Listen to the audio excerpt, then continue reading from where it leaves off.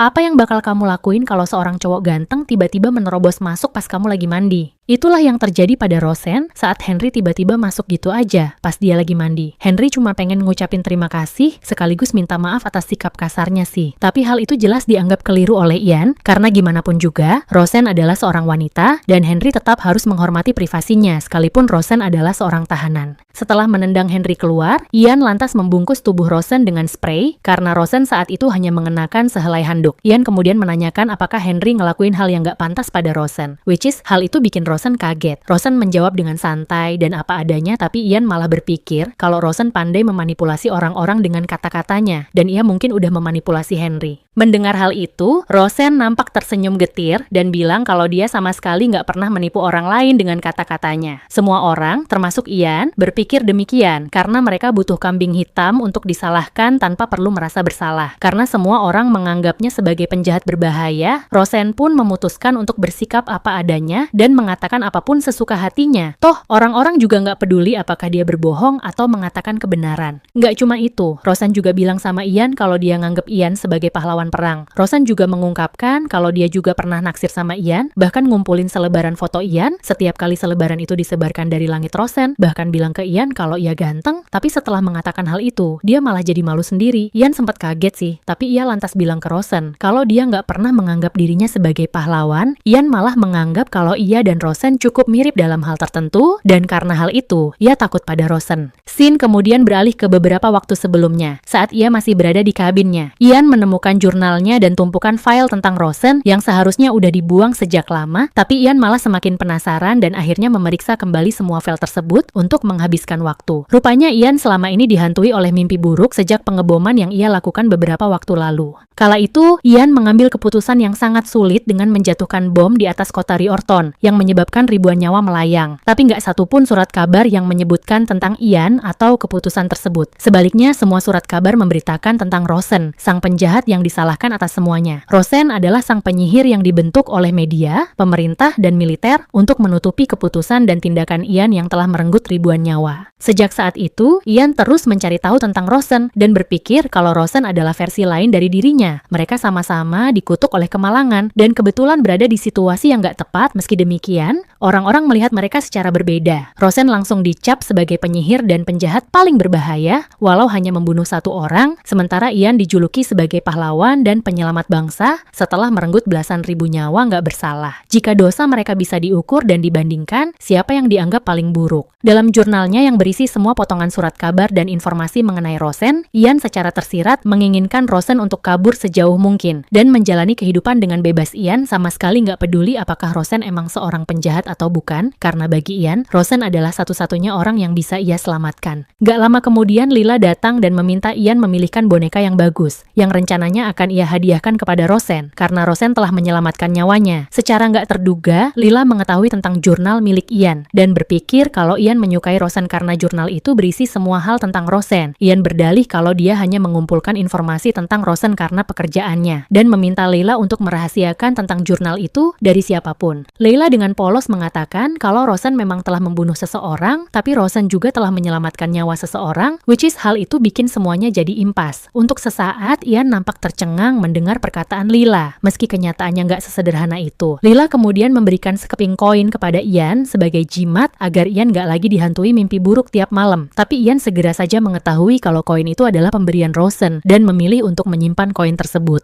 Saat Roseanne tiba di pesta makan malam, Ian dan Henry nampak begitu tercengang karena Roseanne ternyata sangat cantik setelah didandani dan mengenakan gaun yang elegan. Henry menawarkan diri untuk menjadi her escort, tapi Ian langsung maju ke depan dan ngelarang Henry buat deket-deket sama Roseanne. Ian bahkan menggandeng tangan Roseanne dengan lembut, which is hal itu bikin Roseanne terperangah sekaligus ngarep kalau Ian mungkin punya feeling sama dia. Tapi Roseanne langsung mengubur dalam-dalam ekspektasinya karena ia sadar diri kalau dia cuma seorang narapidana yang akan dijebloskan ke penjara seumur hidup. Roseanne semakin ngerasa patah hati saat Ian bilang kalau dia sebenarnya berniat megang borgol Roseanne, bukan tangannya. Roseanne rupanya pernah jatuh cinta pada Ian saat ia masih tinggal di Riorton. Kala itu, Roseanne membayangkan kalau Ian sang pahlawan perang adalah pria sejati yang baik hati. Roseanne udah menganggap Ian sebagai pria idamannya. Tapi saat ia bertemu Ian di kapal itu, Roseanne akhirnya menyadari kalau semua pemikirannya tentang Ian ternyata cuma imajinasinya Ian yang sebenarnya adalah pria berhati dingin, misterius, dan memperlakukannya sebagai seorang penjahat berbahaya. Saat makan malam, Ian berinisiatif menyuapi Rosen karena Ian menolak untuk membuka borgol di tangan Rosen. Ian menyuapi Rosen dengan penuh perhatian, meski ekspresi wajahnya terlihat dingin. Ian kemudian menanyakan tentang pertolongan pertama yang dilakukan oleh Rosen untuk menyelamatkan Lila. Ian mikir kalau Rosen ngelakuin sihir, dan Rosen malah menyeringai licik seolah-olah ia membenarkan hal itu. Rosen bilang kalau suaminya adalah dokter dan ia mempelajari beberapa hal tentang pengobatan dari suaminya. Suasana seketika menjadi canggung saat Henry dan ayahnya bertanya tentang masa lalu Rosen, dan Rosen menjawab apa adanya. Rosen sama sekali nggak malu saat dia bilang dia adalah seorang yatim piatu yang menikah di umur 15 tahun. Ian kemudian mengintervensi dengan menyuruh mereka berhenti dan menikmati makan malam dengan tenang. Tapi Lila malah membela Rosen di hadapan semua orang, membuat situasi menjadi semakin canggung. Ian lantas menegur Lila dan mengatakan kalau Rosen adalah seorang penjahat yang selalu mengatakan kebohongan. Saat hidangan kedua disajikan, Rosen memilih hidangan yang terbuat dari buah maeria. Ian lantas menyuapi Rosen, tapi secara mengejutkan, Rosen tiba-tiba batuk darah dan ambruk. Nggak sadarkan diri, Ian seketika menjadi panik, which is hal itu emang yang diinginkan oleh Rosen. Ian langsung memanggil seorang dokter yang menjelaskan kalau Rosen hanya mengalami alergi, bukan keracunan makanan. Si dokter menjelaskan kalau maeria bukan buah beracun, tapi beberapa orang mungkin memiliki alergi terhadap buah tersebut. Jika Rosen nggak tahu kalau ia alergi terhadap buah maeria, maka kejadian itu bisa dianggap sebagai kecelakaan. Namun jika Rosen mengetahui tentang alerginya dan tetap memakan buah itu, maka bisa dipastikan kalau Rosen sengaja melakukan hal itu untuk mencelakai dirinya sendiri. Dokter memastikan kalau Rosen hanya pingsan, tapi kondisinya lemah karena malnutrisi selama hidup di penjara. Ian lantas bertanya apakah Rosen akan mati. Jika ia nggak segera pulih, dokter membalas kalau hal itu mungkin saja terjadi karena kondisi lingkungan penjara yang jauh dari kata layak, yang malah dapat memperburuk kondisi kesehatan Rosen. Mendengar hal itu, Lila pun memohon pada Ian untuk nggak mengembalikan Rosen ke selnya, seenggaknya sampai Rosen benar-benar pulih. Ian yang emang beneran peduli sama Rosen, lantas memutuskan untuk memindahkan Rosen ke kabinnya, agar dia bisa mengawasi Rosen secara langsung. Saat Rosen bangun keesokan harinya, sang kapten berada di sisinya dan memberitahu Rosen kalau mereka akan tiba di Isle Monte. Dalam 3 hari, mereka mengobrol tentang banyak hal. Mulai dari pergerakan angin, kondisi cuaca selama pelayaran, dan juga tentang masa lalu Ian. Sang kapten rupanya telah mengenal Ian sejak ia berusia 10 tahun, dan memberitahu Rosen kalau Ian adalah seorang yatim piatu. Setelah kematian orang tuanya, Ian memutuskan untuk bergabung dengan militer agar para kerabatnya nggak merebut harta warisan orang tuanya. Sang kapten kemudian memohon pada Rosen untuk nggak mengakhiri hidupnya karena ia tahu kalau selama ini Rosen selalu kabur dari penjara lantaran Rosen gak pernah menyerah untuk terus bertahan hidup. Sebelum pergi, sang kapten mengatakan pada Rosen untuk mengingat semua informasi yang ia berikan, yang mana hal itu menyiratkan kalau sang kapten ingin agar Rosen kabur dari kapal itu sebelum mereka tiba di Isle Monte. Malam harinya, sambil memeluk lentera pemberian sang kapten, Rosen mengingat kembali peristiwa pembunuhan suaminya, Hindley. Kala itu, Rosen menyuruh Emily, istri pertama Hindley, untuk kabur ke Walpurgis, seraya berjanji kalau ia akan segera menyusul Emily ke sana. Gak lama kemudian, Ian datang dan Rosen berniat merayunya. Tapi Ian nampak gak tertarik pada Rosen. Sama seperti sang kapten, Ian juga berpikir kalau Rosen berniat mencelakai dirinya sendiri dengan memakan buah maeria. Ian rupanya mendapat informasi kalau Rosen secara khusus memesan agar buah itu dihidangkan saat makan malam. Ian pun ngerasa jengkel banget karena Rosen udah menjebak dia untuk menyuapinya buah tersebut. Karena udah terlanjur dikira mau meninggoy, Rosen pun mulai berakting dengan berpura-pura menangis dan berkata kalau dia lebih baik mati daripada harus menjalani sisa hidupnya di penjara. Tapi secara mengejutkan, Ian malah merengkuh wajah Rosen dan dengan marah mengatakan kalau dia nggak akan membiarkan Rosen mati selama berada dalam pengawasannya. Ian ternyata mengetahui kalau Rosen cuma pura-pura karena Rosen bakal ngelakuin apapun untuk meloloskan diri dan bertahan hidup. Rosen nampak bingung saat Ian memintanya untuk nggak mencoba mencelakai dirinya lagi, seolah-olah menyiratkan kalau Ian benar-benar mencemaskannya. Gak cuma itu, Ian bahkan melepaskan borgol di tangan dan kaki Rosen agar Rosen lebih leluasa bergerak. Ian juga berjanji kalau dia bakal membiarkan Rosen tanpa borgol di tangan dan kakinya selama Rosen tinggal di dalam kabinnya. Meski Rosen nggak tahu apa sebenarnya tujuan Ian, ia pun berjanji kalau dia nggak bakal nyoba buat bunuh diri lagi. Rosen lantas ngajak Ian ngobrol, santai sembari nyebat. Rosen nampak mengingat kembali masa lalu saat ia masih mengidolakan Ian, pilot pesawat tempur paling ganteng sedunia. Rosen juga menyinggung tentang pernikahan, tapi Ian berkata kalau pernikahan adalah hal yang mustahil bagi seorang tentara yang harus selalu siap untuk bertempur di garis depan. Seperti dirinya, Rosen sangat menyayangkan hal itu dan berpikir kalau Ian menyia-nyiakan ketampanan yang ia miliki. Dengan wajah ganteng dan karir militer yang cemerlang, Ian seenggaknya bisa punya 3 istri yang bisa ngelayanin dia sampai puas. Di tengah percakapan mereka, Rosen mengungkapkan pada Ian kalau dia bukan satu-satunya istri Hindley. Rosen berniat menceritakan tentang itu lebih jauh, tapi Ian malah nyuruh dia tidur. Gak berhenti sampai di situ, Rosen berusaha merayu Ian, tapi Ian nampak gak tertarik dan malah memberikan sebuah boneka kepada Rosen. Rosen yang kesal hendak melempar boneka itu, tapi ia segera aja mengurungkan niatnya saat Ian mengatakan kalau boneka itu adalah hadiah dari Lila. Karena nggak bisa tidur, Rosen pun meminta Ian untuk mendengarkan ceritanya. Rosen mulai menceritakan tentang masa lalunya saat masih tinggal di panti asuhan. Rosen kerap kali diperlakukan kasar oleh para pengurus panti asuhan, bahkan ia juga sering dipukuli oleh ketua panti. Suatu hari Rosen yang udah berusia 15 tahun dipanggil oleh ibu panti untuk datang ke ruangannya. Pada momen itulah, Rosen pertama kali bertemu dengan Hindley yang akan menjadi suaminya. Hindley emang sengaja datang ke panti asuhan untuk mencari seorang istri muda. Setelah bertemu dengan Rosen, Hindley pun setuju untuk menjadikan Rosen sebagai istrinya. Singkat cerita, Hindley membawa Rosen ke rumahnya di mana Hindley juga membuka praktek pengobatan. Awalnya, Rosen menjalani kehidupan pernikahan yang bahagia. Hindley memperlakukannya dengan baik dan memenuhi kewajibannya memberikan nafkah lahir batin kepada Rosen. Tapi semua berubah saat Hindley mulai komplain tentang masakan Rosen. Yang itu aja Hindley mulai memarahi Rosen. Bahkan ia nggak segan-segan nampar Rosen saat Rosen menanyakan sesuatu padanya. Nggak cuma itu, Hindley juga nampak bermalas-malasan di rumah dan nggak membuka klinik pengobatannya untuk beberapa waktu. Meski Rosen nggak lagi merasakan kebahagiaan dalam kehidupan pernikahannya, seenggaknya Rosen ngerasa cukup damai saat tinggal bersama Hindley. Tapi kedamaian tersebut ternyata nggak berlangsung lama, karena tepat 3 bulan setelah pernikahan mereka, seorang wanita muda bernama Emily tiba-tiba datang ke rumah mereka. Emily nampak murka saat mengetahui kalau Hindley telah menikah dengan wanita lain, padahal istri pertamanya masih hidup. Di sisi lain, Rosen juga nampak terkejut saat mengetahui kalau dia bukanlah satu-satunya istri Hindley. Gak lama kemudian, Hindley muncul dan memberitahu Rosen kalau Emily adalah anaknya.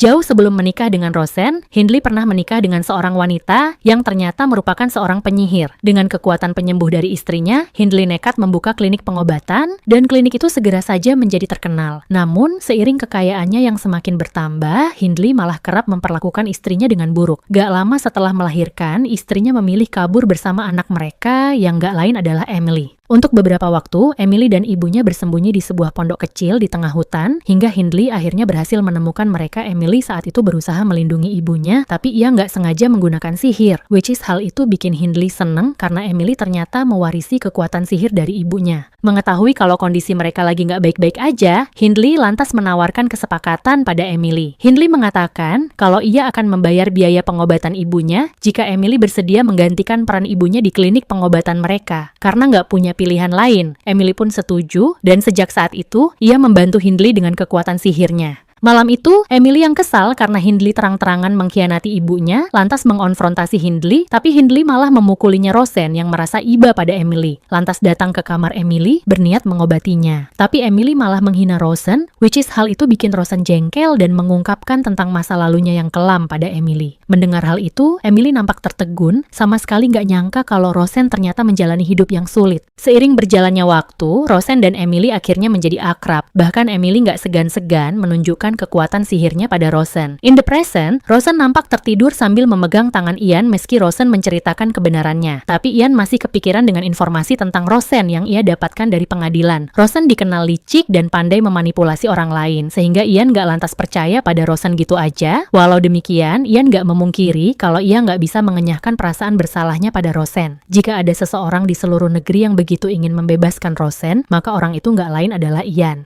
Keesokan paginya, Ian terbangun saat Henry menerobos masuk ke kabinnya. Ian ngerasa aneh karena untuk pertama kalinya ia bisa tidur nyenyak tanpa dihantui oleh mimpi buruk. Di sisi lain, Henry malah mempertanyakan tentang apa yang terjadi semalam karena Ian rupanya tidur di sebelah Rosen, dan Rosen nampak memeluk Ian dengan erat. Henry jelas aja panik dan mikir yang enggak-enggak. Tapi Ian dengan santai menjawab kalau ia cuma ketiduran saat lagi ngawasin Rosen. Henry rupanya datang untuk menginformasikan kalau mereka mungkin akan tiba di Isle Montemolor 1 atau 2 hari dari jadwal yang udah ditentukan karena migrasi kawanan monster laut yang secara kebetulan bersinggungan dengan jalur mereka menuju ke Isle Monte. Setelah mendapat informasi tersebut, Ian menyadari kalau Rosen seenggaknya memiliki tambahan 1 atau 2 hari untuk bertahan hidup sebelum mereka tiba di Isle Monte. Ian pun menjadi semakin galau karena mengawal Rosen adalah tugasnya. Tapi di sisi lain, ia ingin sekali membebaskan Rosen. Gak lama kemudian, Rosen akhirnya bangun, tapi ia ngerasa gabut karena Ian mengabaikannya. Di luar juga sedang hujan deras, sehingga ia nggak bisa menikmati pemandangan dari jendela. Melihat Ian yang begitu fokus membaca koran, Rosen lantas mendekatinya. Ian mungkin udah tahu semua hal tentang Rosen, tapi Rosen gak terlalu mengenal Ian. Selain julukan Ian sebagai pahlawan perang Rosen, kemudian menanyakan beberapa hal tentang Ian, dan nampak kaget saat mengetahui kalau Ian hanya terpaut 5 tahun lebih tua darinya. Rosen juga meminta maaf pada Ian karena ia pernah menyinggung tentang rekan-rekan Ian, tanpa mengetahui kebenarannya. Pada momen itu, Rosen berniat merayu Ian dengan bilang kalau ia sangat menyukai Ian, walau pada kenyataannya ia beneran naksir Ian sih. Rosen gak bisa menahan diri untuk mendekati Ian, menyentuh dan menelusuri lekuk wajahnya yang tegas. Rosen mengungkapkan kalau Hindley pernah mengejeknya karena ia naksir pada Ian, sang pahlawan perang. That's why Rosen ngerasa seneng banget karena saat ini ia bisa duduk di hadapan Ian, bahkan sampai bisa menyentuh wajahnya. Which is hal itu bikin impiannya selama ini akhirnya terwujud. Secara nggak terduga, Ian lantas merengkuh Rosen, menyentuh wajahnya dengan lembut. Rosen seketika terkesiap merasakan jantungnya berdegup kencang hingga wajahnya memerah. Tapi di waktu yang bersamaan, Lila tiba-tiba muncul, menghancurkan momen romantis tersebut. Ian dan Rosen lantas saling menjauh seolah-olah nggak terjadi apa-apa. Lila langsung memeluk Rosen dan menanyakan keadaannya. Rosen merasa sedikit bersalah karena ia nunjukin aksinya di depan seorang anak kecil yang masih rentan mengalami trauma. Namun, melihat Lila yang nampak begitu ceria, Rosen pun ngerasa lega, apalagi dia juga bisa menyentuh Lila dengan leluasa. Lila kemudian mengundang Rosen untuk menghadiri pesta topeng yang akan diadakan nanti malam. Rosen sih mau-mau aja datang ke pesta, apalagi pesta itu diadakan di dek kapal, sehingga ia memiliki kesempatan untuk mengetahui letak sekoci penyelamat yang bisa ia gunakan untuk melarikan diri. Lila pun meminta izin kepada Ian agar Rosen bisa menghadiri pesta tersebut. Rosen mengira kalau Ian bakal melarang hal itu, tapi secara mengejutkan, Ian malah bertanya apakah Rosen ingin menghadiri pesta tersebut. Jika Rosen ingin pergi, maka ia akan memberikan izin kepada Rosen. Ian beralasan kalau Rosen telah menyelamatkan Layla dan ia mengizinkan Rosen pergi ke pesta untuk menyenangkan Lila. Mendengar hal itu, Rosen seketika menjadi tertegun, sementara Henry nampak protes karena biar bagaimanapun, Rosen adalah seorang narapidana. Tapi keputusan Ian sudah bulat, dan ia juga akan mengawal Rosen saat menghadiri pesta tersebut. Lila nampak senang, begitu pula dengan Rosen karena ia akhirnya memiliki kesempatan untuk pergi ke pesta. Gak lama kemudian, Ian nampak menemani Rosen memilih gaun yang akan ia kenakan. Pada momen itu, Ian gak sengaja bekas luka di punggung Rosen akibat KDRT yang dilakukan oleh suaminya. Rosen memberitahu Ian kalau Hindley hampir setiap hari memukulinya habis-habisan, tapi hal itu nggak pernah disebutkan di koran manapun. Ian bisa menemukan semua artikel tentang Rosen yang menyebutnya sebagai penyihir yang telah membunuh suaminya dengan kejam, tapi ia sama sekali nggak tahu tentang Hindley. Semua artikel hanya menyebut Hindley sebagai tabib baik hati yang dibunuh secara kejam oleh istrinya yang merupakan seorang penyihir.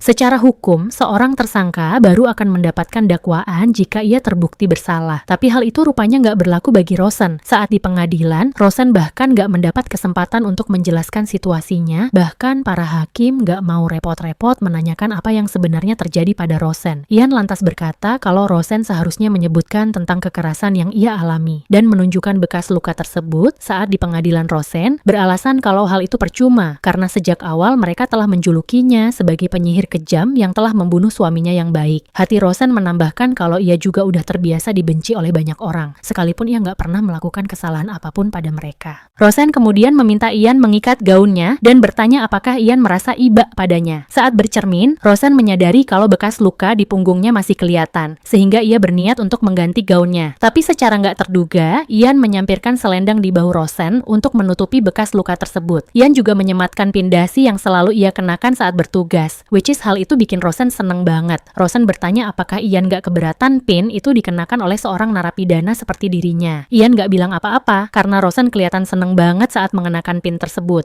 Rosen ngira kalau Ian gak suka sama dia dan Ian emang berniat untuk membuang pin tersebut, tapi Rosen salah mengira karena Ian gak pernah sekalipun membenci. Rosen gak menyadari kalau ada banyak orang yang menyukainya dan Ian adalah salah satu dari mereka. Saat keluar kamar, Rosen dan Ian bertemu dengan Lila dan Henry yang telah menunggu mereka. Henry menawarkan diri untuk mengawasi Rosen agar Ian bisa bersenang-senang di pesta, tapi Ian dengan tegas menolak dan bilang kalau ia nggak percaya sama Henry. Mereka kemudian terlibat pertengkaran kecil di mana Henry malah menyinggung tentang Ian yang masih jomblo di usia 30. Saat di pesta, Ian menyajikan hidangan lezat dan minuman yang cukup aman bagi Rosen karena ia nggak pengen mengambil resiko kejadian saat makan malam terulang kembali. Tapi hal itu bikin Rosen kesel karena ia berniat membuat Ian lengah agar bisa menjalankan rencananya. Rosen lantas memprovokasi Ian dengan mengatakan kalau ia ingin hidangan atau minuman yang terbuat dari buah maeria. Mendengar hal itu, Ian membalas kalau ia telah membuang semua buah maeria saat Rosen masih terkapar pingsan. Akibat terlibat memakan buah tersebut. Rosen nampak terkesiap mendengar hal itu karena ia sama sekali nggak nyangka kalau Ian bakal mengambil tindakan tersebut hanya karena dirinya. Saat Rosen sedang makan, Ian menanyakan kenapa Rosen membunuh suaminya. Rosen yang udah muak dengan pertanyaan itu, lagi-lagi menyangkal kalau ia telah membunuh Hindley dan mengalihkan pembicaraan dengan mengatakan kalau ia pengen tanda tangan Ian. Rupanya, saat Rosen di penjara, ada seorang sipir yang sombong banget memamerkan kepada teman-temannya kalau ia punya tanda tangan Ian Connor. Rosen kan jadi ngiri dan kepengen juga punya tanda tangan Ian. Ian malah nggak habis pikir kenapa orang-orang pengen tanda tangannya. Tapi Rosen bilang kalau ia pengen tanda tangan Ian karena ia mencintai Ian. Rosen lantas meminta Ian untuk menuliskan tanda tangan di telapak tangannya dan Ian pun dengan enggan menurutinya. Namun saat Rosen melihat telapak tangannya, ia menyadari kalau Ian gak menulis tanda tangannya di sana. Rosen seketika menjadi jengkel dan mengemukakan kekesalannya pada Ian yang seolah-olah telah merendahkannya. Rosen mengakui kalau ia emang wanita bodoh yang gak gitu pandai membaca atau menulis. Tapi seenggaknya dia tahu nama Ian karena dia selalu mengamati selebaran tentang Ian, sehingga dia pun mengetahui seperti apa tulisan nama Ian di selebaran tersebut. Rosen lantas merebut pulpen itu dan menulis nama Ian di telapak tangan Ian. Rosen juga bilang kalau tindakan Ian kali ini benar-benar bikin dia kecewa dan marah pada Ian, padahal Ian adalah satu-satunya pria yang ia cintai. Di sisi lain, Ian nampak tertegun karena Rosen tiba-tiba ngomelin dia. Ian pun mengungkapkan kalau ia menulis nama Rosen di sana. Rosen lantas mengamati telapak tangannya di mana Ian menuliskan nama lengkapnya, Rosen Walker, dengan tulisan tangan yang sangat indah. Bersamaan dengan itu, amarah di dalam hati Rosen seketika menjadi padam, dan Ian nampak sangat bahagia karena Ian menulis namanya dengan indah. Gak lama kemudian, terdengar iringan musik dan orang-orang mulai berkumpul untuk berdansa bersama. Pesta topeng akhirnya dimulai, dan Rosen pun mengajak Ian untuk berdansa. Dengannya Ian tadinya menolak karena Rosen udah setengah mabuk, tapi Rosen memaksa dan membawa Ian ke sisi lain dek kapal, which is hal itu adalah rencananya untuk menemukan letak sekoci penyelamat. Saat mereka sedang menunggu musik berganti, Rosen nampak kaget sekaligus panik saat Ian bertanya tentang Emily. Ian sepertinya menaruh curiga pada Emily, apalagi Rosen dan Emily juga sangat akrab saat mereka tinggal bersama. Emily seharusnya menjadi saksi penting dalam kasus tersebut, but somehow Emily tiba-tiba aja menghilang, dan Rosen juga nggak pernah menyebut tentang Emily. Menyadari kalau Ian mulai curiga pada Emily, Rosen pun menegaskan kepada Ian kalau Emily sama sekali nggak tahu menahu mengenai pembunuhan tersebut.